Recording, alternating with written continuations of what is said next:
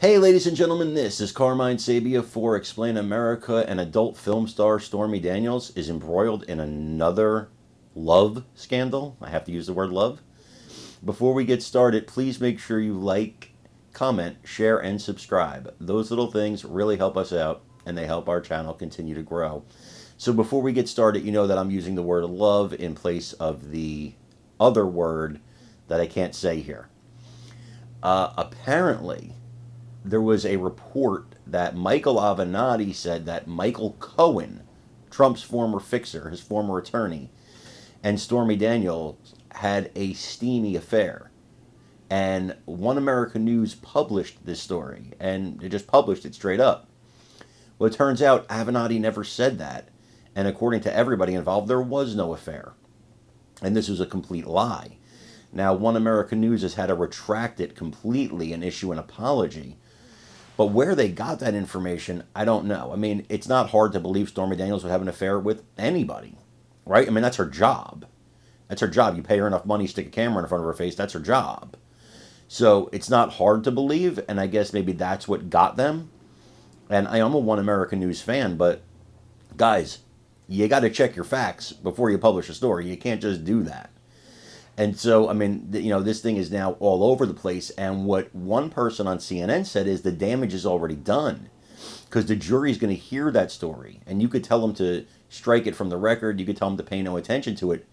But some jurors, even one juror, they might believe that. And if they believe that, then they're probably going to believe there's a conspiracy between Stormy and Cohen to get Trump. That could result in a hung jury. That can result in Trump walking out of that courtroom not guilty. I want you to take a look at this video and this analysis and let me know what you think. As always, please remember to like, comment, share, and subscribe. I'm Carmine Sabia for Explain America. We love you guys. God bless you. Take care, everybody. Yes, taking out the home equity, the HELOC, the whole thing, right? It's false. They've now retracted it. How could this story affect the jury?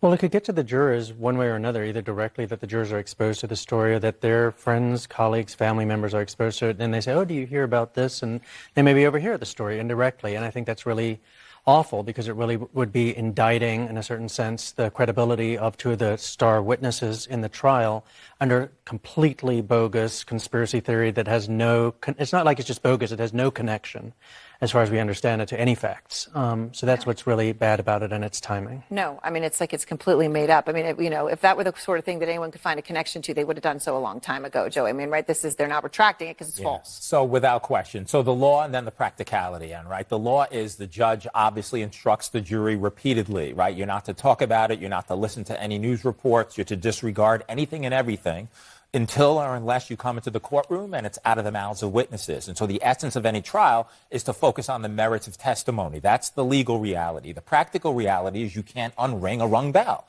The reality is people, right? I mean, they hear things, and no matter what the judge says, you should disregard. And then there's the other problem, Aaron. If you then poll the jury and say, hey, did you hear about this story? Now you're infecting them with information they may not be cognizant of. So the judge has to be very careful if it's brought up of how to resolve the issue. But at the end of the day, the case should be about what happens in the courtroom and nothing else. All right, so Barbara, former Trump Organization executive, right? You worked with Trump for decades, author of Tower of Lies, which you wrote about your time working with Trump. So this story comes out at this moment. Trump's been told by the judge he cannot go after jurors or witnesses, right? These gag order alleged violations are mounting up day by day. So you take all of that and what's happening here at OAN and you come up